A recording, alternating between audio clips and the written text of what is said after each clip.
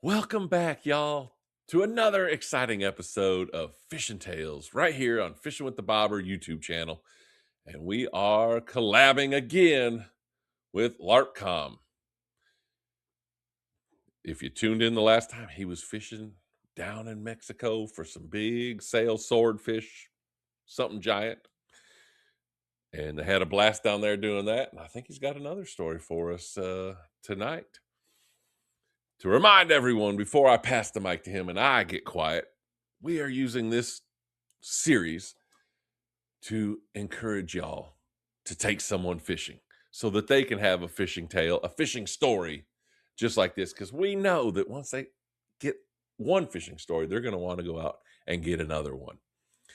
And with that, Spencer, the mic is all yours. What kind of fishing story do you have for us tonight? Thank you, Bob. I've got in Alaska, we have a thing called dipnetting. It's a subsistence fish or a subsistence. You have to be an Alaska resident to do it. So tourists can't do it. And you wait. It's when the salmon are spawning and they're trying to go back upriver, and you're out either in the ocean, the mouth of the river. You could do it upriver. There's a bunch of different ways to do it. Go from boat, go from shore. And you stick a big old net in the water and just gill net them and drag them in. So you're just trying to find a pinch point of where they're running. Yeah, I mean, they're definitely, if it's in the river or at the mouth of the river, that's where they're headed. So they're going to be, and mouth of the river, you don't have to be like right at the mouth. You can be down beach and the fish are coming. And when they're really running hot, they're like bumping into your legs. Like there's just so many of them. So how and big this a is net? I've actually a caught story. minnows in a fishing net, like a little butterfly net. This is a little heavier than that. Yeah. Metal? What's that? Is it metal? What is it? Oh, yeah. So I have an aluminum one, and I think it has a 16-foot pole on it with a 5-foot net at the end. And I had the handle custom made, so I stand out in the ocean like this. 16-foot pole. Yep. Because you want to get out there deep where the fish are running, because the tide's coming in and out when you're fishing for these. If you're at the ocean. So it's best to get them while they're running when the tide's coming in, because they're running that way with the tide, or they go both ways. So I mean, when the tide's coming in, if they're coming out, they've spawned and they're oh yeah, dying, you're getting them right? When they're going. Those ones. No. Yeah, you're going to they're all coming from the ocean, so they're fresh. If they're way upriver and already spawned, they're going to be all nasty, and you don't want those anyway. Yeah. But this is a story of people taking me fishing. So tie in. Perfect. So someone took you fishing, and now he's going to tell the story. So you take someone fishing. So the second time, the first time we went, we just kind of went down, and it was a one-day trip. It was a turn and burn. We drove down in the morning, fished for like 24 hours, and loaded up, drove back, 4-hour drive there, 4-hour drive back, plus all the 20-some hours of fishing in the middle. And that was okay. We got a lot of fish. We filled up our freezers, and but everybody kept telling us, and that was just going from shore. So you'd walk out in the ocean, get a fish, bring it back. The second time, everybody had told us that the three of us weren't very experienced, and I was the least experienced of the three of us. Yeah. But everybody said you going from a boat way better. And so my buddy Justin borrowed his dad or his father-in-law's boat, borrowed somebody's boat, and we went on the Copper River, which Copper River salmon, Copper River reds, are more prestigious for some reason. It's people like those. It's like a brand name to them. Okay. And we'd never gone before. And then my buddy Jake, my buddy Justin, and I, we went. And Jake loaned me one of his nets before I had any of my own gear. And we get up there, and the trip started as a disaster because the river was really high, way higher than normal. And it's a really dangerous river. It runs really fast and it's really muddy. So you can't see in it. And if you fall in, it's deep and you just get swept down. So the place where Justin knew to camp was flooded. Couldn't camp there. So we find this other camping spot. We unload, get everything ready. and we're not doing a turn and burn. We're planning on being there for a few days and camping and fishing and camping. And so we find a spot to set up, unload the boat, get everything set up, break out the tent. Jake forgot the tent poles. those And aren't those aren't important to a tent. no. So and this spot happened to be like in a weird place where there was no air movement. And I have never been in a place where the mosquitoes were thicker Oh, than there. jeez. We were just, you like slathered on the DEET, and that would keep them from landing and biting. It wouldn't keep them from like just like Swarming. bonking into your Oh, face over and over and over again. So Jake was like, "Oh, I forgot the tent poles." I was like, "That's it." I just went and sat in my chair and like was like, "I'm just gonna sleep right here, just like this." And the mosquitoes are like slamming into my face over and over again. What time of year is this? It was late summer, early fall.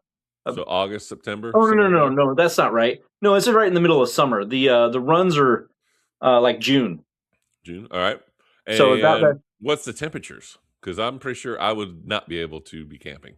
I mean, at night it was not warm. You're probably talking somewhere in the 50s or 60s. And then during the day, if the sun's out, it can be nice.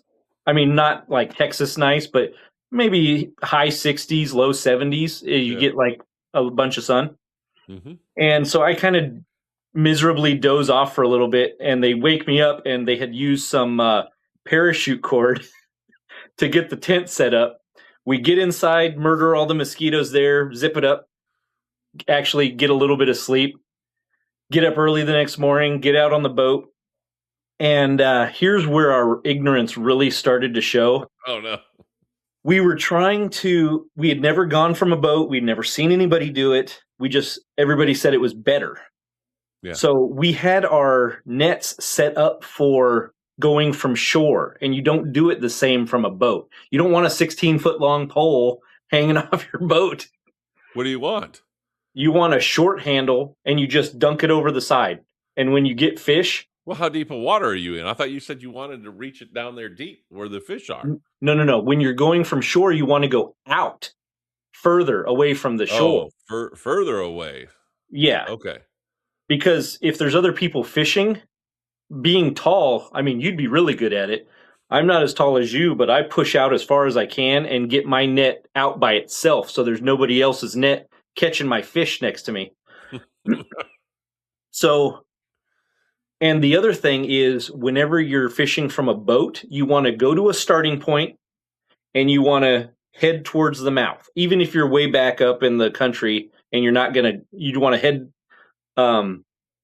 with the current towards the ocean, and the fish are coming at you, and you're supposed to leave your net in the water. These are all things we didn't know. These are lessons we learned the hard way. So you basically troll? pretty much Oh. with the net open and the motion of the boat, Well, keep your net open. what if you have 50 fish in there? How are you going to lift it? It is heavy. Or how many fish do you get? Or maybe you only get 3 or 4, but So the good thing is the little ones will squirt through, and then you only get bigger fish because those are the ones that get caught up in your net. okay. So we didn't know any of that. He was like going to a starting point and making runs, Mm-hmm. but every time when you're going from shore, every time I get a fish, I pull it in and I walk it back to the cooler, bonk it, put it in the cooler. So every time I got a fish in the boat, I was trying to wrestle my net up, and the pole's too long, and all of us are trying to do that. We're all banging each other's poles and getting in each other's way, and then you want the net in the water for the whole run, and then when the boat turns around and goes back to the starting position, that's when you take it out, and however many fish you have, you bonk them, you put them in the garbage can or wherever you're putting the fish. We weren't doing any of that. So, and we were having horrible luck. We were caught like 3 fish so far, and that was with Justin driving, Jake and I fishing, and it was just burning tons of fuel, and we weren't catching any fish. So, Jake was like, "I don't want to do this anymore. Take me over to that rock, and I'm gonna just fish from shore. I know how to do that."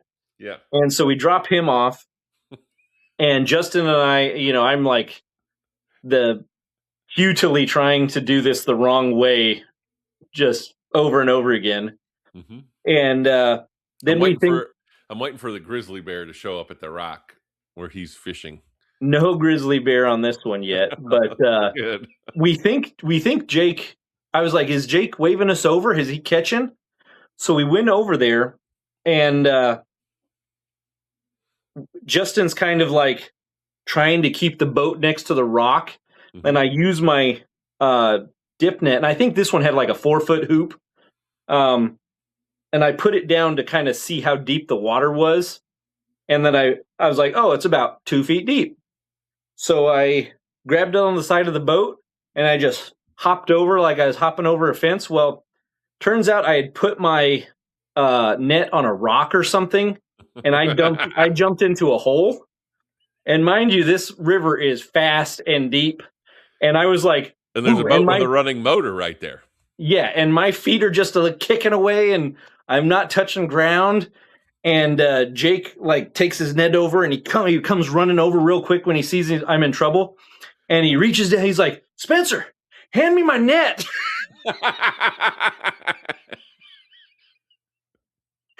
I'm like, I'm dying.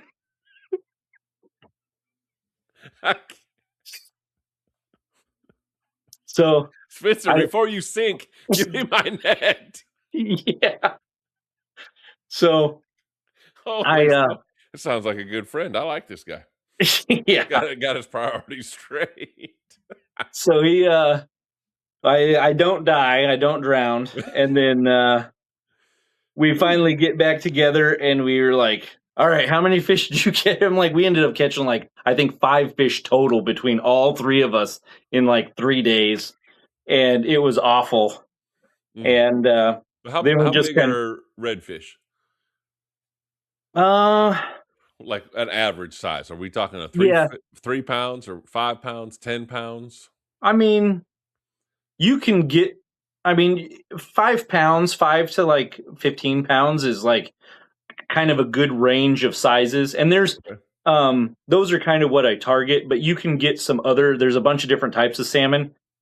Kings are bigger, but most recently, the last, I think we went in 24. Hmm. Um, Kings historically have any of the times I've gone have been having poor runs, so you have to throw them back. Um, but I've caught in some humpies before. Pinks, most people don't keep pinks, or if they do, they just feed them to their dogs. They're not. Those are for the tourists. Yeah, reds are pretty good. Lindsay's learned some like a salmon chowder recipe. I like that one. Some blackened salmon. Yeah. But yeah, those are good size. So anyway, yeah, we just kind of like went home with our 5 fish and spent a bunch of money to go on fuel and everything to learn a bunch of hard lessons. And then the next year when we went, we were like, screw that, we suck at that. We're just going to go to the beach and go offshore. Yeah. And a guy from our church, the guy he came fishing with that drove him had an emergency or something and left. So he had his boat there, but he didn't have a way back to his vehicle. So we were like, yeah, we'll take you back to your vehicle. And he's like, well, I'll take you on my boat, which was kind of like a Kodiak, one of those rubber boats. Okay.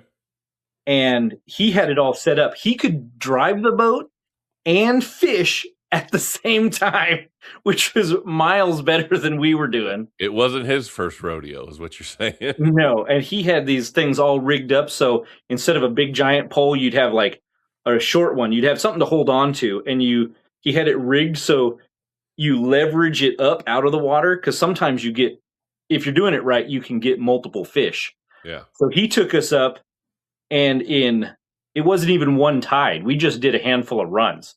We caught like 60 fish. And it was like he went up to the red line where there's a certain point where you have to stop when you're at the mouth of the river, which is where we were down in Kenai. Hmm.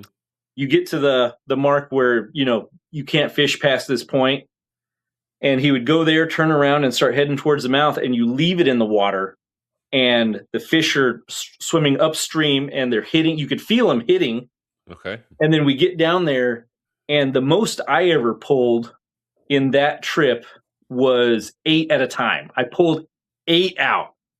And then there's another guy fishing too. That could be 50 to 100 pounds of Yeah, it fish. was heavy. But Wow. he, like I said, he had like a leverage, like the nets are tied off to the boat. I didn't mention that part. So they're tied Yeah. off to the boat, and you can lever them up, so you're That way, not if just they having to really like get loaded muscle. up, the boat just starts sinking. Just slow. Exactly. All right, we got to start pulling these nets up. But that was an amazing. Hmm. It was I learned so much in those, like, I think we fished with him for maybe, I don't know, half hour, Yeah. caught all those fish, and it was. I just kept thinking, I was like, we were so stupid. I'm like, we're lucky nobody did get hurt Well, on you that didn't other trip. know. I mean, No, we were just you're just ignorant. yeah. Now you know, but I don't know, folks. Comment below if this dip netting thing is something that you do, or is it only in Alaska? I don't know that I've ever heard anyone talk about it other than people up there. And comment below if you want Bob to move back to Alaska so we can he could get his Alaska citizenship, and then we'll do another collab where we're actually fishing on the beach. Well, I'll go fishing with you at some point when we come up there, but I'm not. I can't live there anymore. I got too soft. The cold weather is. I mean, I'm in a hoodie and it was like in the 60s today Ooh, here. burr.